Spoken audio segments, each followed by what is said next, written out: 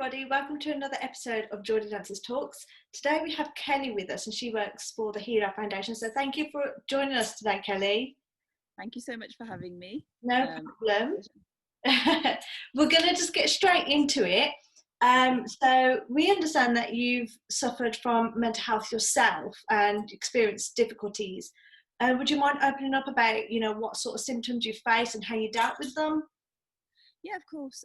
So my kind of issues with my mental health started around, I would say, around 2011. So it's been a long journey. What happened was that I'm quite a bubbly, happy person, an outgoing person.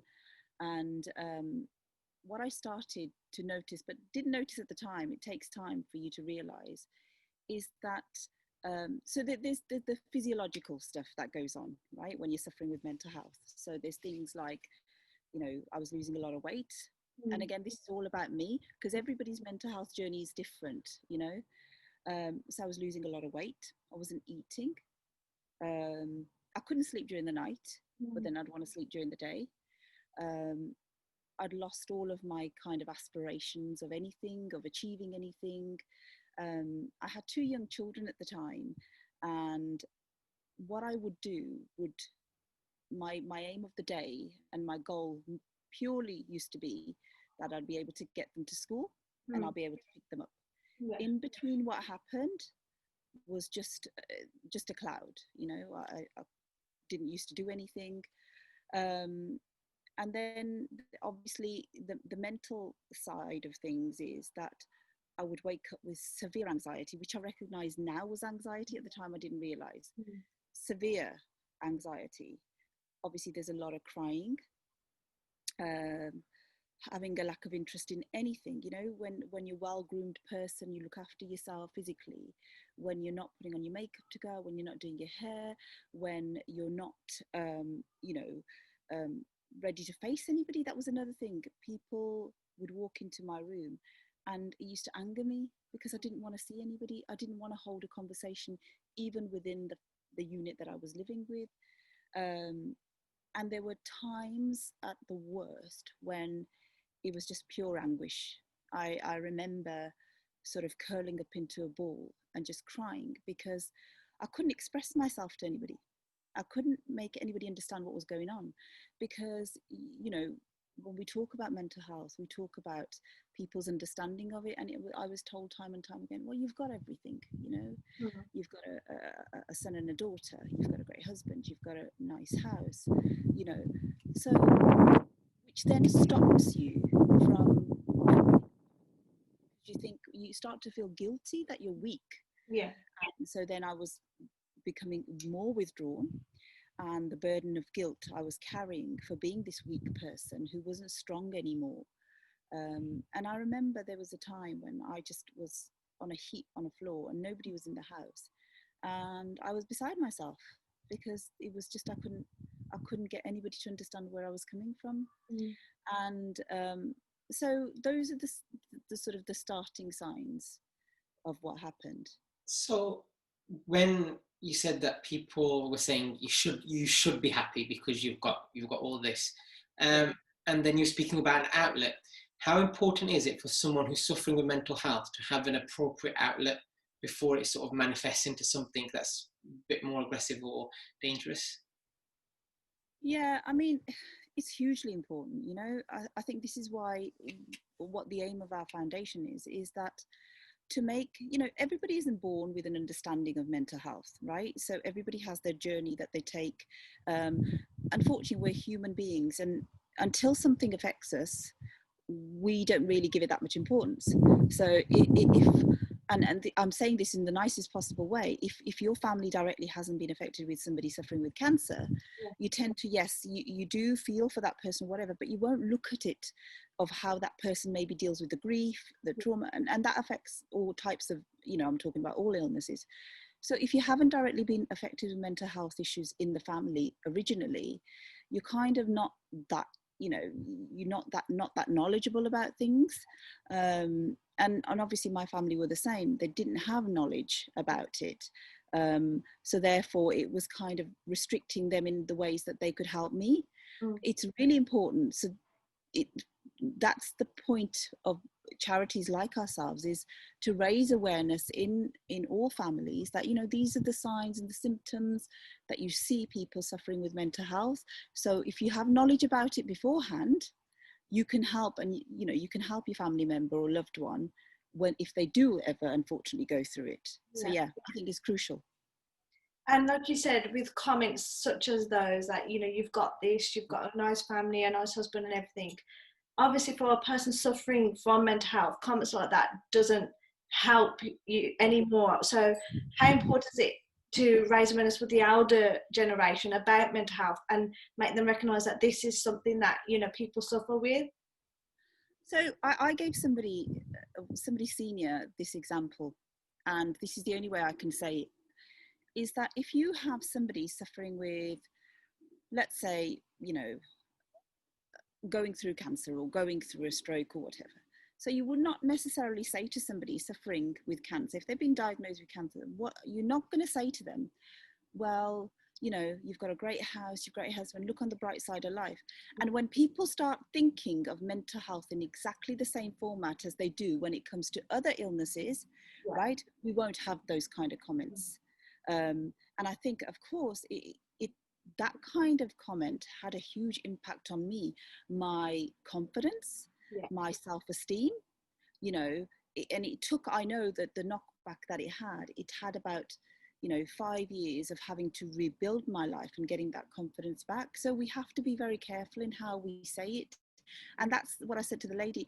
I said, well, Auntie, would you say to somebody who's going through cancer, oh, you've got everything, you know, you need to learn? It's exactly the same thing. You know, you can't say that. So yeah, it's very important. It can have a huge impact. It just adds to what that person is suffering already. And during, you know, your difficult period, what did you do to manage your symptoms? Did you have an outlet? Like, what helped you, you know, gain your confidence back and, you know, start to become the person that you were before? People often say, you know, it's great that you came through it and so on, but it takes a lot of willpower. It takes a lot of determination, but medical intervention is huge, you know. Otherwise it wouldn't be an illness. If somebody could just get themselves out of it, it wouldn't be an illness. So the first thing I realized was, I remember once, and it was an incident, I was sitting in my front room, and I used to do this thing where I just used to rock backwards and forwards. And the TV would be on, but if you asked me at the end of the day what I'd watched, I couldn't tell you anything. So what happened was, I wasn't sleeping and I was tired all the time. And so I thought, right, I've got to go and get my anemia checked. I think it might be that. So I went to the doctor. Now, I'm very fortunate. I've been very lucky in a few things that have happened in my life for me to come through it. And the doctor who was a family doctor that I used to go and take my in-laws all the time to. So he recognized me well. He knew me for years. And obviously prior to my depression. So I was sitting there and I was saying, you know, or I won't mention his name, you know, I'm here and I just don't sleep. And I must have been rocking backwards and forwards while I was sitting there. And I remember him saying to me, he touched me on my knee and he said, "You're not well." And I said, "I know I'm not well, I'm tired." He goes, "No." So then he kind of sort of tried to get information out of me. He made me fill in a form of obviously, you know, what your feelings are, how you're feeling and so on. And at that point, he kind of referred me to a psychiatrist. And I think, like I said, I do believe I was very fortunate because he knew me as a person prior to me being ill. If I'd probably gone to a general practitioner who hadn't known me prior to this, they would have thought this is normal me, you know. So there's some aspects of my life that I've been quite fortunate. So the medical intervention, and obviously, you know, therapy doesn't always work firsthand very quickly. You have to find your right therapist and who you can work with. So the first thing was medication, and then I've had, you know, quite a few different therapies. a few years ago, I was, after clinical depression, I was also diagnosed with PTSD. And so I had a therapy attached to that. So that was the starting point, medication and my therapies. And then I started to work out what was working for me. And I realized medication, I had to come off. I wanted to come off. So I came off that, but continued with the therapies. And then once I'd kind of managed and stabilized myself, and started to become feeling better, that's the crucial part, right? At that point, it's about managing your illness. I have to say, depression is not something that goes. It's something you have to live with. Even now, you know, there'll be a thought in my head if I'm walking down somewhere, or a memory or something that I attach to the trauma. So I'm aware of those signs now. So I kind of wear it as a scar that I've had, and I live with it, just like a lot of people live with a lot of different illnesses. You know, people who've suffered a stroke, who've had a heart attack, it's exact. I see it as the same thing. You're managing it. But I think post sort of getting your treatments and your therapies, it's important you learn the signs, and that's when you discover, okay, you know, a walk for somebody, you know, in the fields works. For other person who might be watching a great happy film or something. So that's the process that that individual has to learn themselves. So you said something interesting in terms of medical intervention.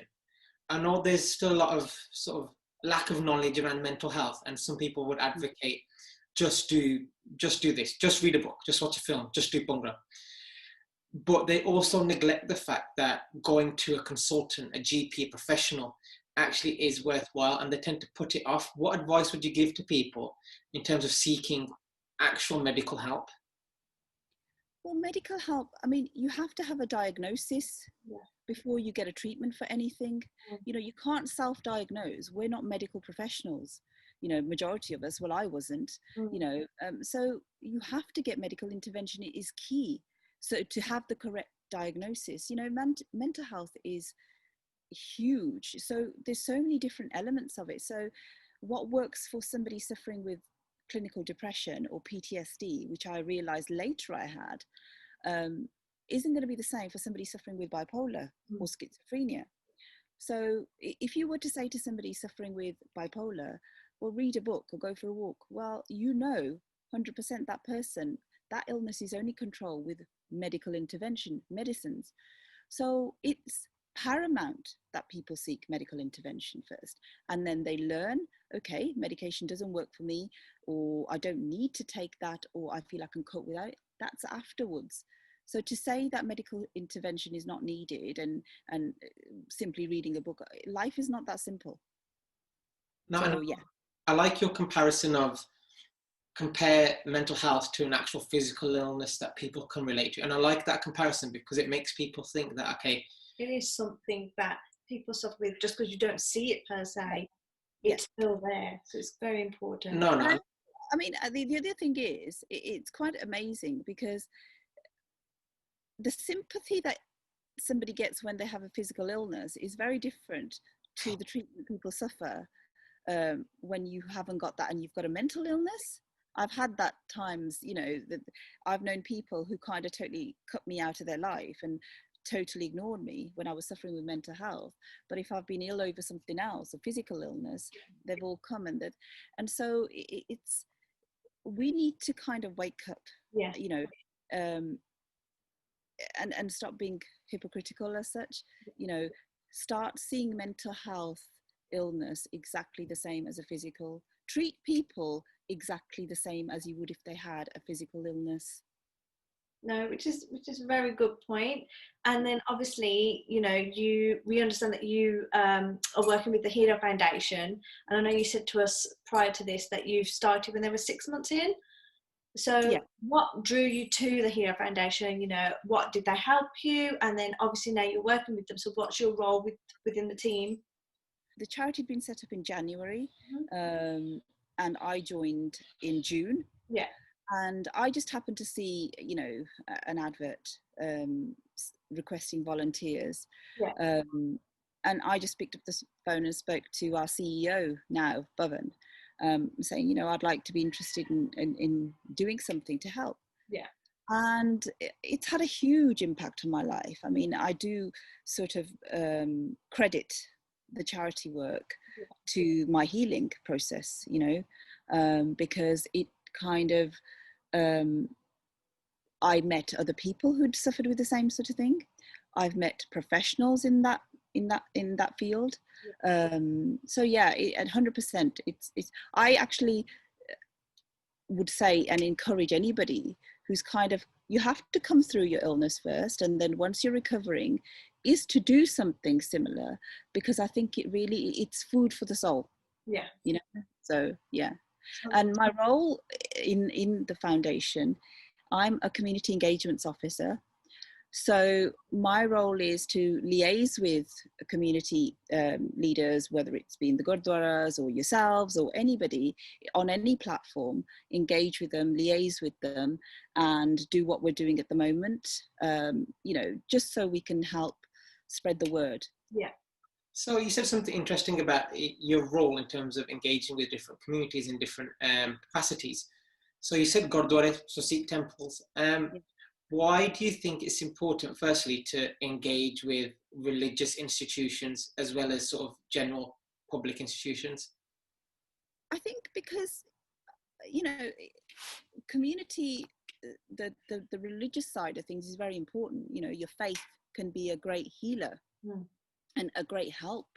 So I think it is the responsibility of our gurdwara and churches and mosques to kind of raise awareness within themselves in the you know, the facilities, because sometimes it's all very good going to the gurdwara or going to the mosque, and you know, we go there, we do our thing of praying and so on, but that should be a hub for the community, right? It should be a hub where anybody can go for help without judgment.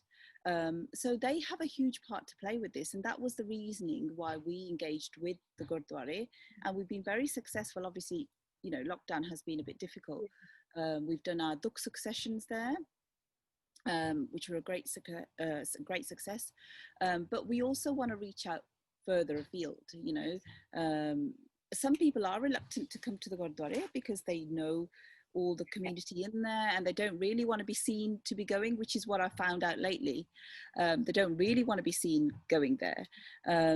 But we want to engage with these people, because if they can spread the word, whether it's through us or with anybody else, about that it's not a stigma, you can come to us for help, then of course, you know, it's only going to bring communities together and cut this out.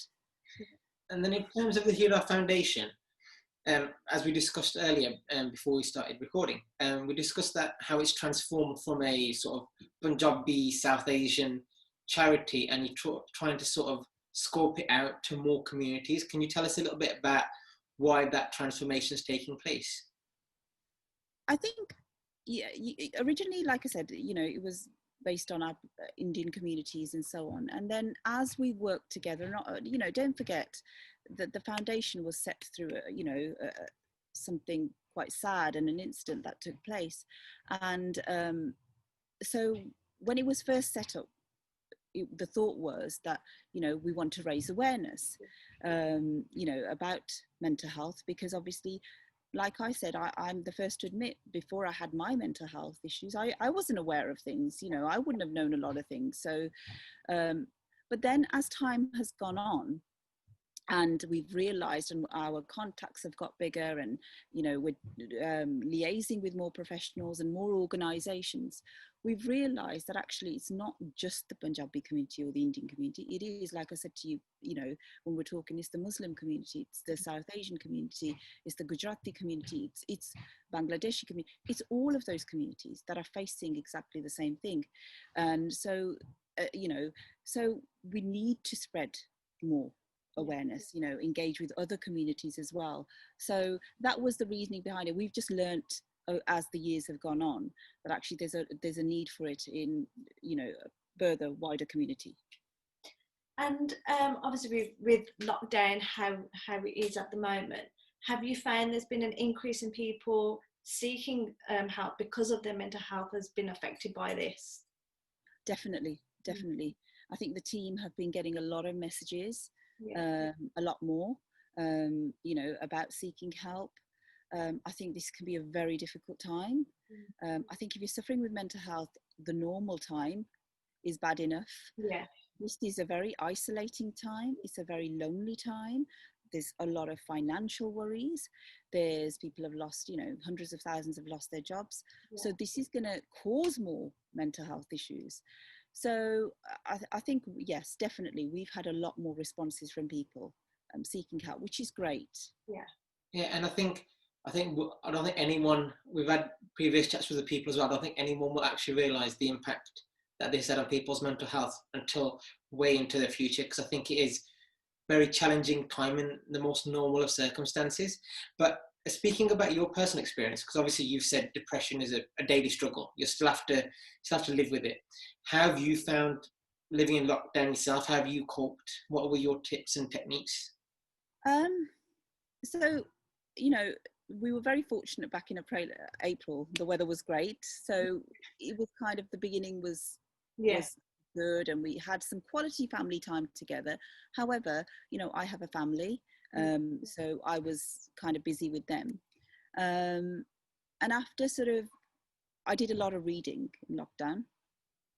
I tried to do a lot of cooking, things that I enjoy, and kept focused. And I think when I did have those moments of, the panic attacks or the anxiety building up, I would kind of try and do something different, or, like I said, go and read a book, or, watch a film, or something. So I was recognizing the times that I did have, bad feelings or sadness or whatever you want to call it. But everybody's different. I've lived with it now for 10 years nearly. So I've become quite experienced at recognizing my own symptoms and my own signs, and sometimes even spot it in others.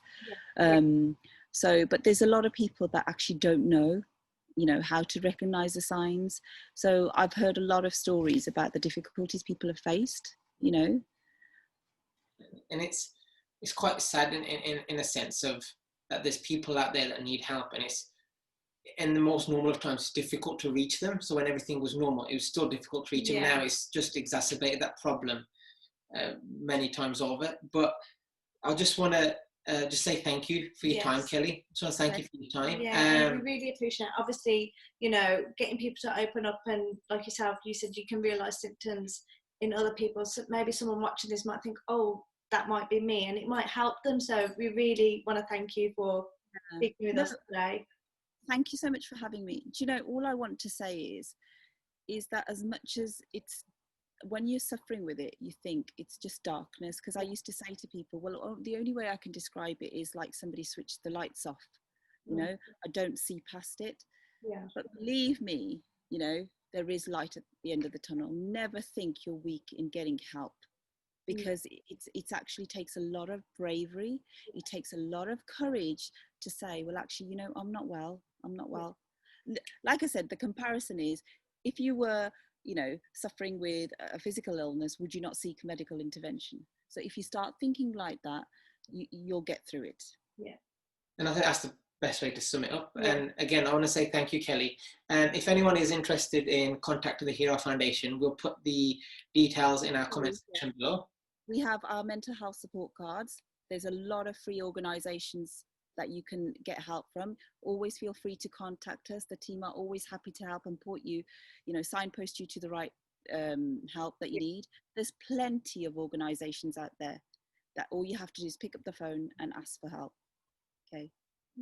But thank you once again. And this is the last episode of Jodi Dancers Talk Series 2. So we hope everybody's enjoyed them and got something from them. So thank you once again, Kelly. Bye, Kelly. Bye.